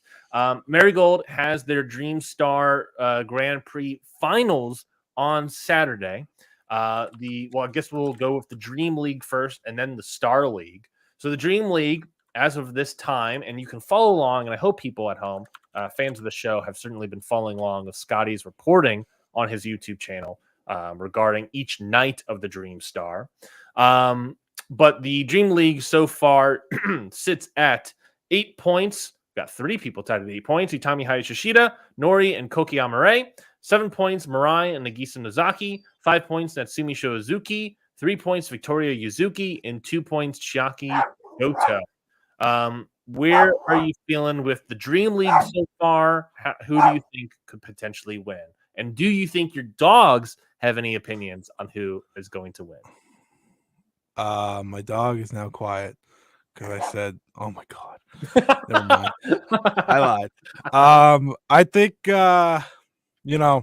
tried to get cool with it, knowing Rossi. I was like, cooked up maybe the Mariah thing, but right now I'm leaning towards it, just going towards Utami and going for the biggest match possible, which is Utami and Sari as a result. Not in the final, but just in the big title match from it all. I think that is the direction that I've leaned on after watching the show from today. I think Mirai, statistically, is now eliminated. I was trying to look up eliminations, but Wikipedia doesn't. I did my math. Yeah, I did my math. Ultimately, I think it's down to Koki, Nori, and Utami.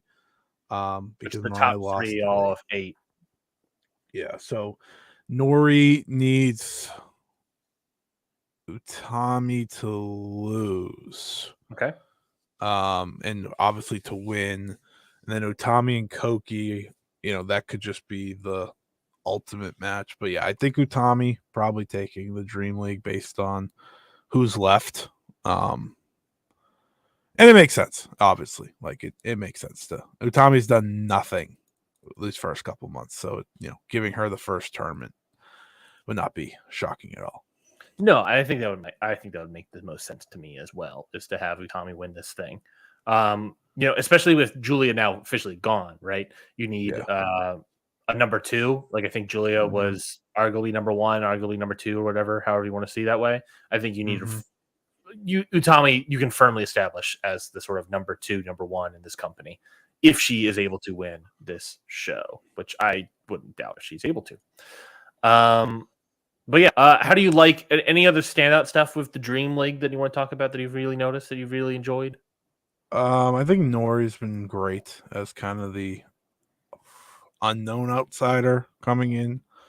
I just think that, as I told everyone going into this tournament, a lot of it was going to be about growth and execution rather than overall quality, which I think the quality has been good.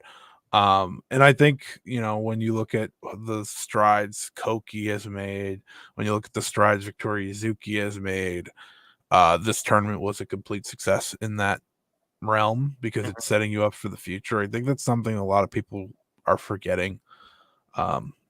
Thankfully for you only have to deal with the AEW WWE wars.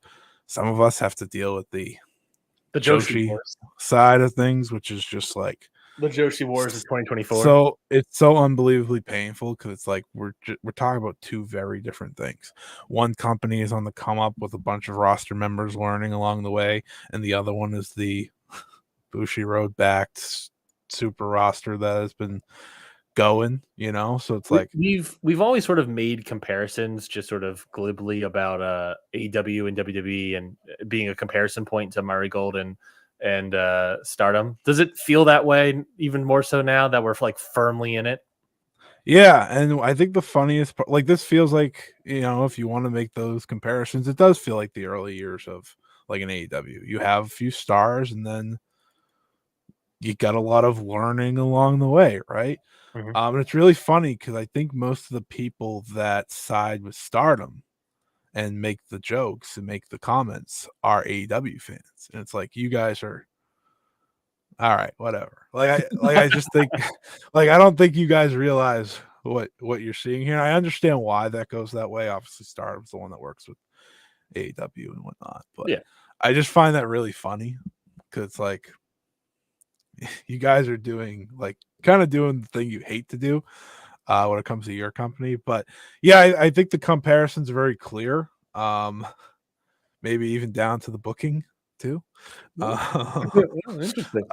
But yeah, I mean, I've watched every single match up until this point, and I think this tournament has done everything you need it to do. I said it earlier when I was talking about AEW, so I'll bring it back around. I don't need their shows to be selling out because one, they're a smaller company. Two, Julia's gone. So like this is just like let's get ourselves ready for 2025 in many ways. And I think that's cool to see. Like I like watching a company grow. You know, you're talking about going back into history, right? And watching the beginning of TNA and getting excited for Vince Russo. But watching other history besides just TNA. And for me, it's kind of cool to just be witnessing the beginning of something. And that's kind of how I feel about this tournament. I've went back and watched the beginning of Stardom. There's a lot of comparisons to it. And I'm not just talking about Nanai. There's a lot of comparisons there. There's a lot of similarities there. And in the long term, I feel good about it. And that's kind of how I've walked away from the Dream League is like the people that I was unsure about, they've made strides. The people that I was sure about, they've done great. And that's really all you could ask for. Yeah. Star League, before we move on, Star League, of course, top of the block, Suri, the champion, 10 points. Nanai Takahashi, Mai Sakurai, both with 9 points. Miku Aeno and Bozilla with 8 points. Chiaki, Misa Matsui have 2 points. And then the, I guess, the super rookie, I guess we'll call her, Kazuna Tanaka, 0 points. Yes. So Kazuna likely to get her first and only win on the final night, so she won't go over. Who's she facing? Chiaki. So in a good spot to to get a win. Do you feel like Chiaki is I don't want to say like lived up to expectations because she was coming from Actress Girls, but like I feel like a lot of people like really discovered Chiaki when she got announced for Marigold, and a lot of people got excited for her. And I don't really feel like she's lived up to that initial excitement for me personally. Yeah, no, I agree. I think I said this on one of my reviews recently. I think Chiaki's the type of wrestler that is not benefiting from a tournament because she has the shortest matches. She's wrestling for 6 minutes, doing the heel shtick, which, you know, I think is very limiting. And I don't think, I think she will benefit from post-tournament doing tag matches with other people. Yeah. And kind of learning that way. I think she, in terms of in-ring, is the weakest right now of the original actress crew that came over. There's more and more that have come over now and are trainees. But from that original 6, I do think she's the weakest so far. I think she has a great sense of character and charisma. And I just think in the ring, it's going to take some more time to figure that out, which is funny because I remember when she was coming over, people had talked her up, but she was never the highest of potential. I think she's actually placing kind of where you would expect. Mm-hmm. But yeah, I think like this tournament, if there was anything bad for me to say, and I don't even think it's bad, but I think it's just like it's been mostly lateral movement for her instead of it's like they're obviously hiding her, like with the tag team stuff and then doing 6-minute heel shtick stuff. It's like they're obviously hiding her. Yeah, I think the heel thing is like very, very unique for her because she wants to be a heel, but I'm not sure she fully knows how to be a heel. Mm-hmm. And again, it's why I don't really get like mad about whatever they're doing. They're just figuring it out. I think she benefits from more aggression. I think more than anything. But when everyone does it feel like she's still playing a heel versus like acting like a heel? Does that make sense? Yeah, I think so. I think that's my main point. But I think she can be a success. It's just, you know, late bloomer type thing. And again, like I said, her matches are she's had the least amount of time in the ring in the whole tournament. And you feel that I feel like in every match. Feels like it's the same thing each time too, which isn't ideal. So I would like to see her I like to see what she does post tournament. It's kind of when Stardom was kind of pushing Miyu Amasaki originally out the gates, and she just wasn't growing. And then I was like, give her a tag league, see what she does in that instead of like, because Miyu Amasaki did nothing in the 5-star this year. They gave her like minimal minutes, but she has shown success through tag team. So I'm kind of hoping that's the same for Chiaki, but we will see. Who's winning this Star League? Is it Sari, or is she going to lose to somebody else? Oh God, I have no idea. Star League's crazy. They have kept as many people as possible in the conversation. I think it's Sari, Nanai, Bozilla, and Mai Sakurai all in the conversation. Miko Ano has the same amount of points, but I do think like if you want to go do tournament math, which I don't enjoy doing, but I have done it, I think she's technically out. Sari hasn't lost yet, but she is facing Bozilla on the final night. I'm gonna assume winner of that moves on. Bozilla, you said? I think Bozilla's my favorite to win the block, because I think her beating Sari gives her obviously a big match and probably a big title match, while obviously protecting Sari, but also putting her in the final and losing is fine. Yeah, because then she at least beats Sari. I feel like that's the most push of beating the champion. Exactly. I feel like that's the most reasonable way to book it. Because I would not have her win the tournament because she is wrestling Sari on the and of course night. She's going to WWE, of course. Of course. So like, as is everyone, as is Nanai Takahashi, I'm told. Just kidding. I had to make the joke. But yeah, I think Bozilla makes the most sense. I wouldn't be shocked if they just wanted to put like Nanai in there as the veteran, but I don't see that. I think Bozilla, and then Bozilla and Utami's pretty big final. I'd say they've protected that match very well over their first few months, and probably perfect. I think Utami's probably the perfect opponent for Bozilla in a big singles match like that. So yeah, Bozilla's had a very quiet tournament. Like a lot of it's just been, I beat everyone pretty quickly. But that, and it would also give Bozilla wins over Miko Ano and Sari, which are the two champions. It's about as strong as you can book someone without having them win the tournament. So I think it works for them. Yeah. And like I said, if I'm looking at the winner of this thing as being a sort of replacement number 1, number 2 with Julia now gone, right? Having that final being Utami versus Bozilla feels like it is. We are deciding who that replacement is really going to be, and who could be the one right behind that, or in the mix of Suri, yada. So I think it's an important final for Marigold. I'm very excited. The show obviously is going to be on Saturday. Where is the show? I don't have the thing. It is in Nagoya. In Nagoya. Okay. All right. Sadly, I hate Nagoya. Big Nagoya hater over here.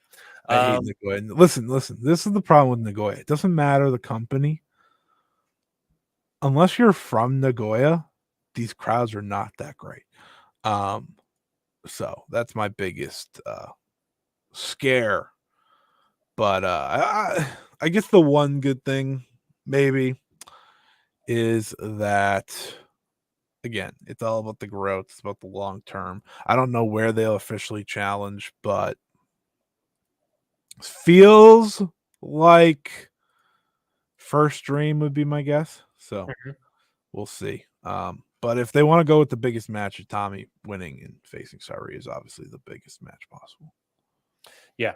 So we'll see how that shakes out on Saturday for Marigold.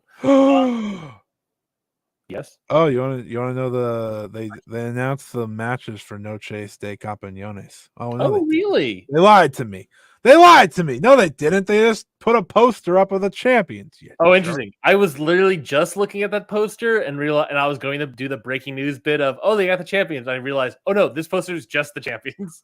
Yeah, I did exactly the same thing. I was like, Lance Jr. Mario, that's awesome. And then I was like, wait a minute, hold on. I don't think Reina Isis is facing Futuro. Well, that is totally fine. We'll see what that is. Is that on? What was the date on there? That's on Friday. Friday. Yes, so that should be good and fun. On Sunday, after Marigold and everything on Saturday, on Sunday, we go over to New Japan for the Destruction and Kobe show here. Big time main event, obviously being the IWGP World Heavyweight title match between Tetsuya Naito and Great Okan.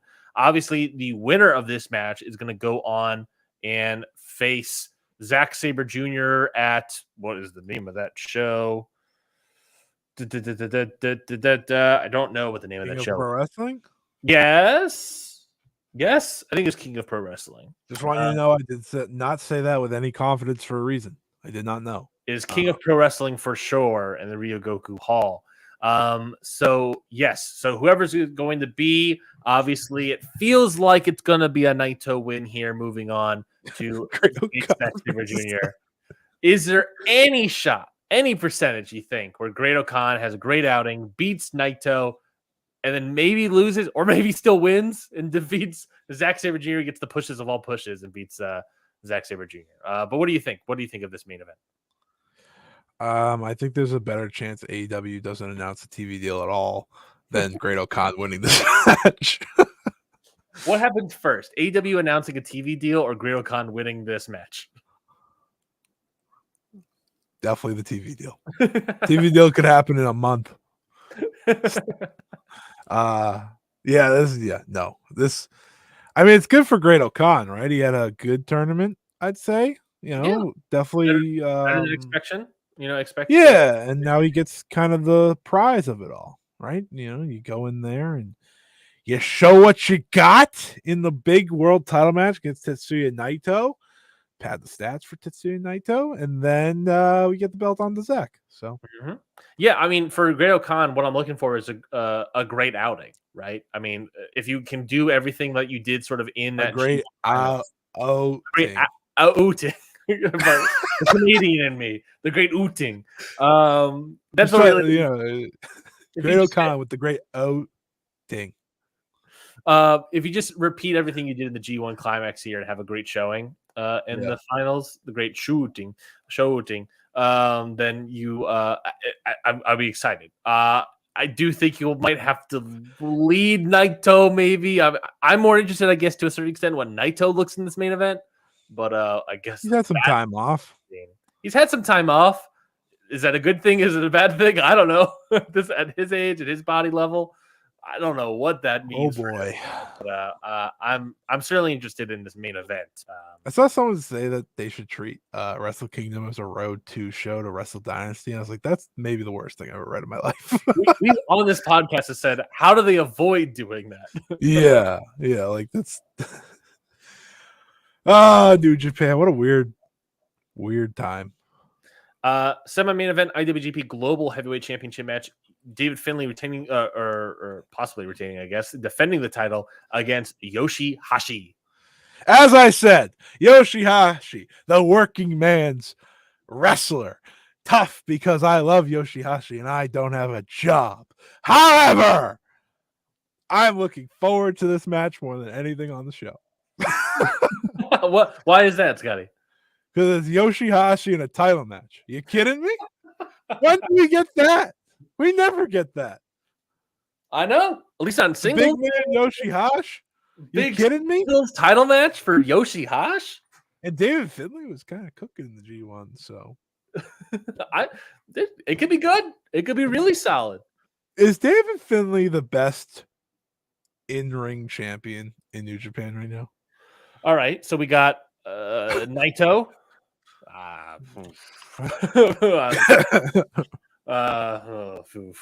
We have Naito. We have obviously David Finlay. I was trying to look up a roster page, and no, I got it right here. All right, here's your champions. Okay, because I can't remember all. Thank you to the SmackDownHotel.com. Okay, all right. World IWGP World Champion Tetsuya Naito. Yes. IWGP Global Heavyweight Champion David Finlay. Yes. I don't really want to count the strong titles because I don't think those are real. We'll count them. We're going overall, right? Do I want to? Well, okay. Well, if we're gonna count the women's titles, that's Mayu. This is a fucking beat conversation then. So we're just gonna do the men's because the women don't actually wrestle in New Japan. Got him. Burn. Got him. So we'll just keep it to the men's, obviously. Strong openweight champion Gabe Kidd, IWGP Junior Heavyweight Champion Doki. Gabe Kidd. We didn't really talk about Gabe Kidd. Comparable, but depends on the day. Yeah, it really depends on the day between David Finlay and Gabe Kidd. Now, you just said IWGP Junior Heavyweight Champion Doki. Yeah, we might have to stop at the Doki, man. Yeah, David Finlay getting choked out to the Doki Choki. Yeah. Who does anyone else do the? Oh wait, hold on. Bolton Oleg should never openweight 6-man champion though. Well, I mean, I'm also next up, never openweight champion Hanare. I've really enjoyed Hanare this year. Yeah, good. I think he is underrated in how great he's been in this year. And if we're going to go back to that card, never openweight title match Hanare versus Shingo. Way to connect it. In Kobe. Well, I mean, in Dragon Gate country. I feel like Shingo might win the title here. Yeah, why not? It's not like he doesn't win it all the time. It's not like he doesn't win all the time. He's in Kobe. He's held the title twice in the past year. Why not 3 times? I think Hanare's had a good run with it. Let's see. He's defended it once. Yeah, solid run. Yeah, he could lose it to Shingo. It was against Hiromu. It was a great run. What are you talking about? That was good. Match. That was a good one. I think Shingo wins. Yeah, I think Hanare is not necessarily a great wrestler per se, but I think this year has really been an underrated great year for him. Like legitimately, Scotty, he is. I'm gonna pull up my ratings here. High up there. Don't say it. I may or may not break your heart. Let's see where Hanare is. He's not the number 1 New Japan guy here, but he is overall for me number 14 of the year 2024. He is behind Zack Sabre Jr., Shingo, Yota Tsuji, Ishii, and Gabe Kidd, and right above. This is all just New Japan people, obviously. Right above Goto would be the next one above him. Or he's above Goto, I should say. He's had a good year. He's had a great year. A way better year than previous years. You can't deny that. Scotty, you can't deny me that. You cannot deny that this year is not... Hold, I'm looking for him on my sheet. I'm also looking him up right now. You got New Year Dash. Then you got him versus Gabe Kidd, Road to New Beginning Night 6. I went 4.25 on that. You have the steel cage match, which I think he was a great aspect of that match, right? I don't think you want to hear where he is. Shingo versus Hanare at Dominion. That was great. Shingo versus Hanare at New Japan Soul. That was not as good, but 3 3/4 is what I went. You got the G1. I think his best performance was probably either Yu Uemura or Takeshita. Right? Then the Hiromu match, which was great.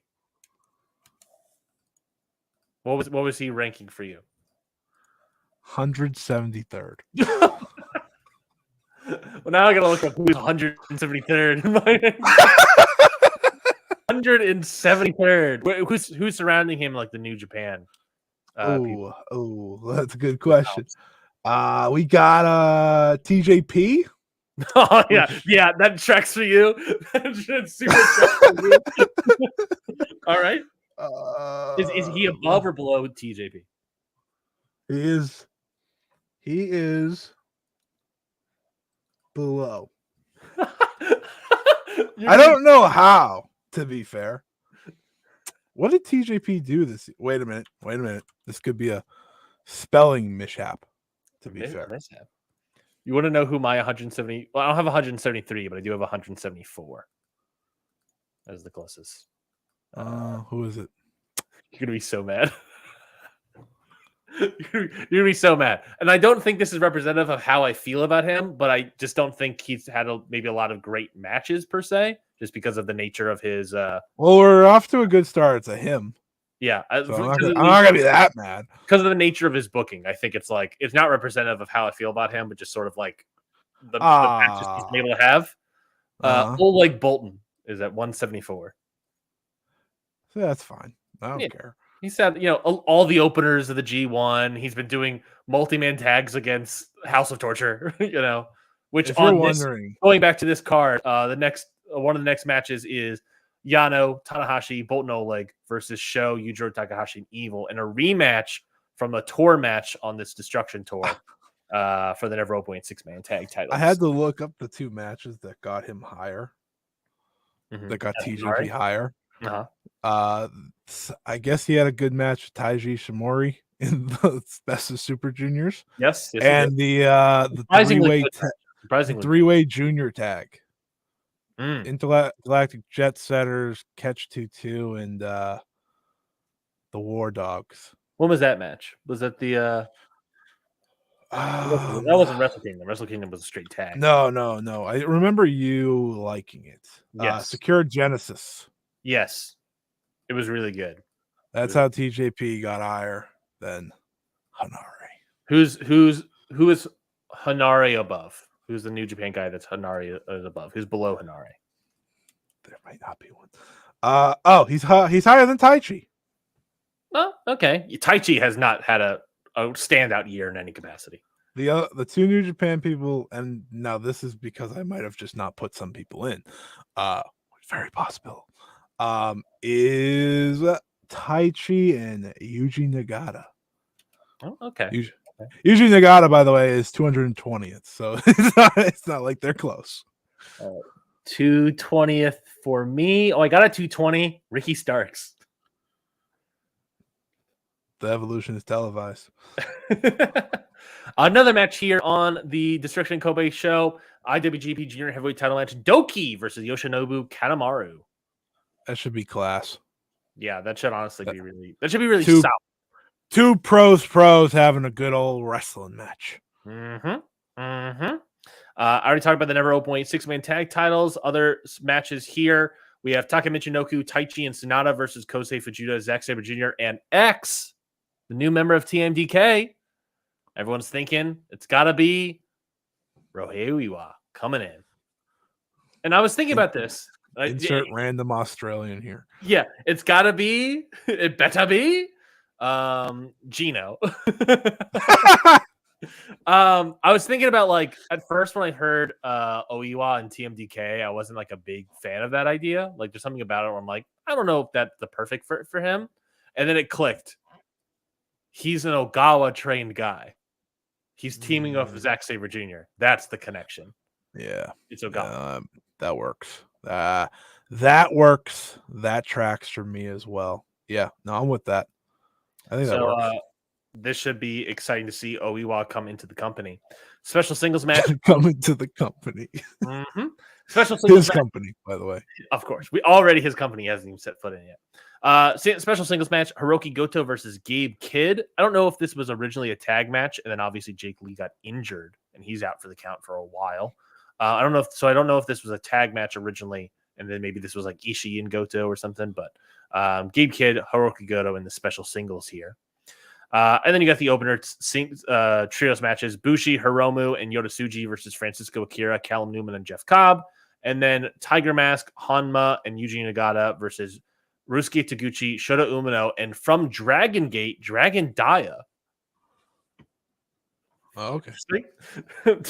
Interesting. He's popping up here after a Best of Super Juniors performance that people in the company said was bad.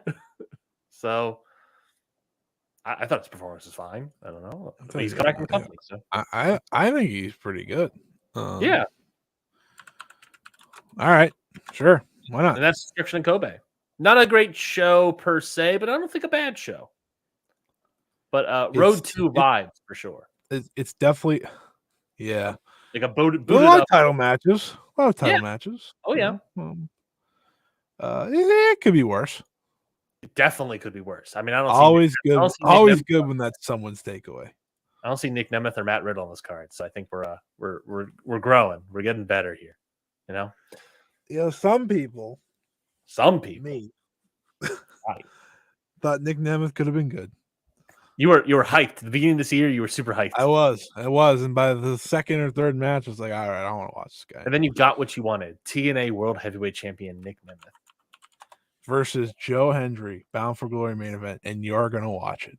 An arguable draw in TNA, I guess. Joe Hendry and Nick Nemeth because of this not ratings, surely not the ratings, but attendance bonanza that TNA is currently having. Yeah, totally not because of NXT. Do I want to give credit to anyone? No, I don't. Well, I mean, you give it to Joe Hendry, and I guess you give it to Nick Nemeth because he's at the top of the card, you know? I'm going to give it credit to Tatum Paxley. Now we're talking. Wendy Chu.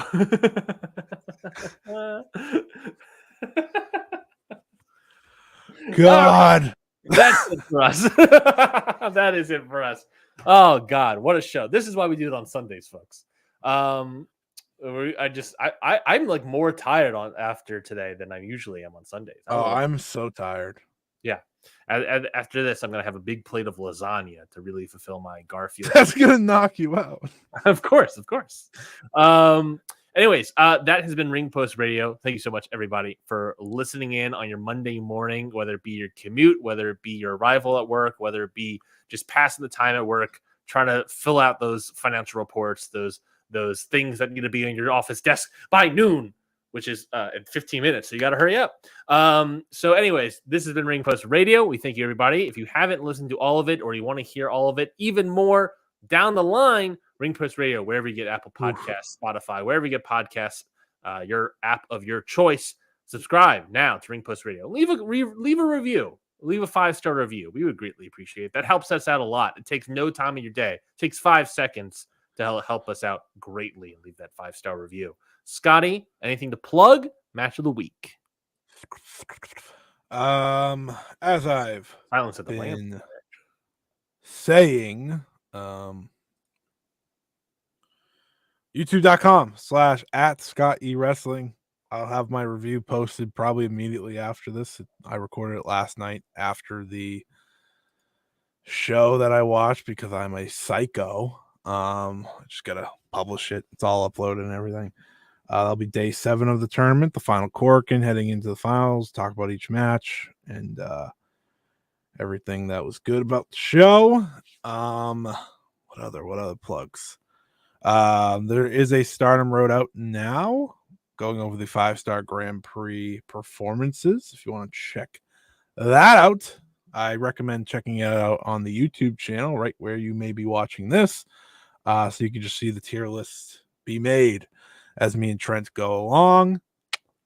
My match of the week, I'll just go with Sari versus Nanai from today because it's a fresh thing in my mind, and I am zonked. Well, I also saw you tweet out that you said it might have been the best match of the tournament. Oh, yeah. It was the match of the tournament for sure. Crowd was hot. Match was great.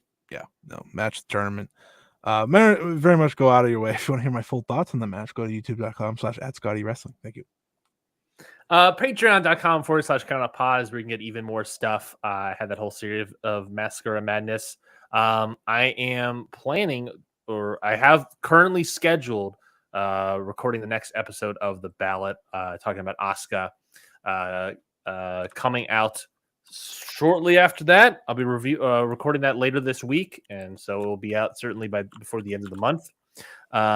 Great podcast also along the network. Jumping Knee Pod has another bonus episode that's going to be out probably tomorrow, talking about Yuma Anzai's first reign as a Triple Crown champion, sort of what that means for the company, and his thoughts on or I should say Jessica's thoughts on the rankings and his defenses and all these sort of things for his reign in All Japan. Great show. I love Jumping Knee Pods. Definitely go check that out. Like you said, new episode of Stardom Road out last week. New episodes of Faces and Feels, Ichiban Sweetcast out last week. And Your dose of death is moving its way down the pipeline. I'll just say that as much as anything. So a lot of great stuff coming up with Count Out moving forward. So go check all that out. My match of the week. Like I said, I've been doing a lot of research and watching a lot of stuff. So, hey, Scotty, did you know that you can download? If I think it's just like one of the cheaper subscriptions or whatever on Peacock. You can download stuff onto your phone, just whatever you want onto your phone. Yeah. So I watched on the flight up and the flight down 2 NXT takeovers. Full shows. Brooklyn, NXT Takeover Brooklyn, the famous Sasha Banks Bayley match on my flight up, and on my flight down, I watched NXT Takeover Respect, which I didn't realize that the show. Wasn't that Bayley and Sasha again? That was also Bayley and Sasha, and that was also the first ever Dusty Rhodes classic, I believe it was. Yeah, Dusty Rhodes. Is there a reason you're going through NXT takeovers? Because Asuka makes her debut, obviously, on the Respect show. I was listening. What did the Brooklyn one have to do then? That was the last episode of a historical series that Voice of Wrestling did like years ago. Gotcha. But this one had Asuka, and obviously moving forward, have Asuka a lot more. But on this Respect show, obviously a lot of people talk about the Bayley and Sasha Banks stuff, but I want to give a shout out that a match that I'm looking at Cage Match now, and I think it's not as highly rated as I thought it would be, because I thought this match was great. I don't know if I'll do 4 stars. I'm going to say 3 3/4. It's the opening match on the show at NXT TakeOver Respect 2015. Finn Balor and Samoa Joe versus who is it? The Revival, the FTR, Dash Wilder and Scott Dawson. Really at the start of their tag team journey against Finn Balor and Samoa Joe. 8 minutes and 45 seconds of like great psychological Southern tag team heel wrestling with FTR, with the Revival, and Samoa Joe, Finn Balor doing some great stuff in here as well. I think it's just a really great match, a really quick sub 10-minute match that you can easily go out of your way and go check out on the network, or on Peacock, I should say. And yeah, make sure you can download anything. I found that, like, at least I can download everything. And so it's really nice. Just you. Just me. I'm the only person that has access to do that. But that is it for this week's episode of Ring Post Radio. We will be back next week, if I'm not mistaken, on our normal time slot on Sunday. We will be talking about Destruction in Kobe, probably. I don't know how much, because it will be happening that morning. We'll be talking about AEW Grand Slam and giving us little thoughts on that. Along the way, we'll also be talking about previewing WWE's Bad Blood, and probably as well the Stardom Nagoya Golden Fight. And maybe at that point we have the more formal details about the AEW television deal, which we'll talk about more at length there. But that is it for us here at Ring Post Radio. We'll talk to you all next week on Sunday. And until then, have a good one. Goodbye, everybody.